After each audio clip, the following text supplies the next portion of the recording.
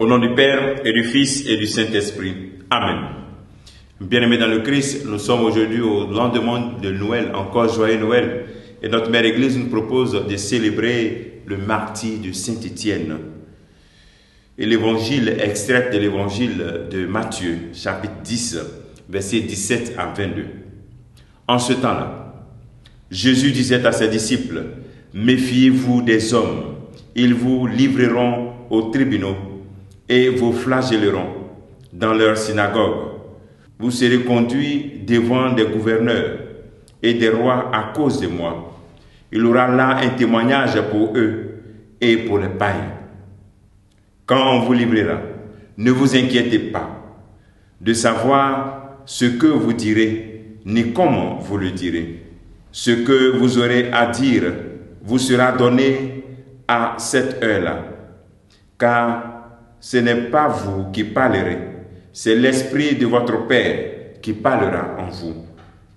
Le frère livrera son frère à la mort, et le père son enfant. Les enfants se dresseront contre leurs parents et les feront mettre à mort. Vous serez détestés de tous à cause de mon nom, mais celui qui aura persévéré jusqu'à la fin, celui-là sera sauvé. Acclamons la parole de Dieu. Louange à toi, Seigneur Jésus. Bien-aimés dans le Christ, notre liturgie peut susciter en nous une petite peur.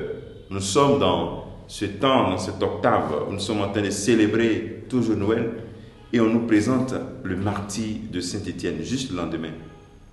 Jésus vient de naître, et ces témoins, on montre la finalité, ce qui attend ceux qui se disent des enfants de Dieu et qui sont en train d'adorer l'enfant Jésus. La mort, le martyre, le témoignage.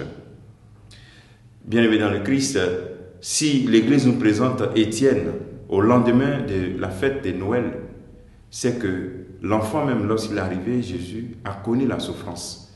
Et encore, nous qui sommes ses disciples, nous allons connaître aussi cette souffrance.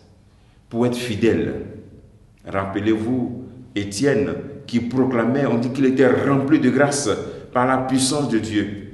Et voici qu'il meurt lapidé. Parce que ceux-ci ne pouvaient pas résister à la sagesse, aux paroles sages qui sortaient de sa bouche. C'est pour cela que Jésus nous demande de ne pas nous inquiéter de ce que nous avons dit. Allons et rendons témoignage. Devenons des prophètes de l'enfant Jésus. Cet enfant aussi fragile. En même temps, de sa fragilité ressort une grande force. Cette force qui nous donne, cette force que nous recevons en adorant l'enfant Jésus, c'est la force du témoignage, en temps et en contre-temps. C'est la force de devenir des prophètes de cette fraternité qu'il est venu apporter, cette fraternité universelle, des prophètes de cette humilité, ces prophètes de cette humanité nouvelle, où règne la justice, où règne la paix. Et pour ça, nous ne devons pas nous taire. On entend souvent des situations où certains disent « Bon, je me sens obligé de mentir. » Personne n'est obligé de mentir. Nul n'est obligé de se taire lorsqu'il y a des déviations.